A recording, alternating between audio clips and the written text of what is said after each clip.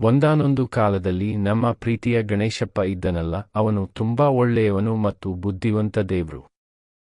ಅವನಿಗೆ ಆನೆ ತಲೆ ಇತ್ತು ಗೊತ್ತಾ? ಅವನು ಎಲ್ಲರಿಗೂ ಸಹಾಯ ಮಾಡ್ತಿದ್ದ ಮತ್ತು ಅವರ ಕಷ್ಟಗಳನ್ನೆಲ್ಲ ದೂರ ಮಾಡ್ತಿದ್ದ. ಪಾಪ, ಎಲ್ಲಿಯೋ ದೂರದಲ್ಲಿ ಒಬ್ಬ ದೊಡ್ಡ ರಾಕ್ಷಸ ಇದ್ದ. ಅವನಿಗೆ ತುಂಬಾ ಅಹಂಕಾರ, ಎಲ್ಲರಿಗೂ ಕಾಟ ಕೊಡ್ತಿದ್ದ. ಆಗ ದೇವತೆಗಳೆಲ್ಲ ಬಂದು, ಗಣೇಶಪ್ಪ ಪ್ಲೀಸ್ ನಮಗೆ ಸಹಾಯ ಮಾಡು ಅಂತ ಕೇಳಿಕೊಂಡ್ರು. ಗಣೇಶಪ್ಪ ನಿಧಾನವಾಗಿ ಯೋಚನೆ ಮಾಡಿದ. ನನಗೊಬ್ಬ ಸ್ಪೆಷಲ್ ಗೆಳೆಯ ಬೇಕು ಅಂದ. ಆದ್ರೆ ಅವನು ಯಾವುದೋ ದೊಡ್ಡ ಪ್ರಾಣಿ ಆರಿಸಲಿಲ್ಲ. ಒಂದು ಪುಟಾಣಿ ಇಲಿಯನ್ನು ಆರಿಸಿಕೊಂಡ. ಆ ಪುಟ್ಟ ಇಲಿಗೆ ಆಶ್ಚರ್ಯ ಆಯ್ತು. ನಾನು ಇಷ್ಟೊಂದು ಪುಟ್ಟವನಲ್ವಾ ಅಂತ ಕೇಳ್ತು. ಗಣೇಶಪ್ಪ ನಕ್ಕುಬಿಟ್ಟು, ಪುಟ್ಟವರು ಕೂಡ ದೊಡ್ಡ ಕೆಲಸ ಮಾಡಬಲ್ಲರು ಕಂದ ಅಂದ.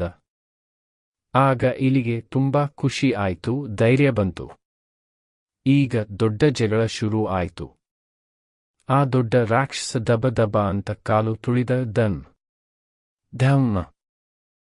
ಆದ್ರೆ ಗಣೇಶಪ್ಪ ಆ ಪುಟ್ಟ ಇಲಿ ಮೇಲೆ ಕೂತ್ಕೊಂಡು ಹೋದ. ಯೂಮ್. ಆ ಇಲಿ ಎಷ್ಟು ವೇಗವಾಗಿ ಓಡ್ತು ಅಂದ್ರೆ ಇಲಿ ಅಲ್ಲಿ ಎಡಕ್ಕೆ ಬಲಕ್ಕೆ ಅಂತ ಫಟಾಫಟ್ ಓಡ್ತು. ಆ ದೊಡ್ಡ ರಾಕ್ಷಸನಿಗೆ ಇವರನ್ನು ಹಿಡಿಯೋಕೆ ಆಗಲೇ ಇಲ್ಲ.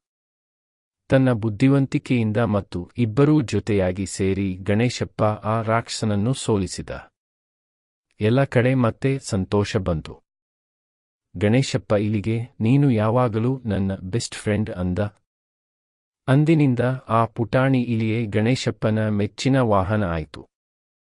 ಇದರ ನೀತಿ ಏನಂದ್ರೆ, ಪುಟ್ಟ ಗೆಳೆಯರು ಕೂಡ ದೊಡ್ಡ ದೊಡ್ಡ ಅದ್ಭುತ ಕೆಲಸ ಮಾಡಬಹುದು.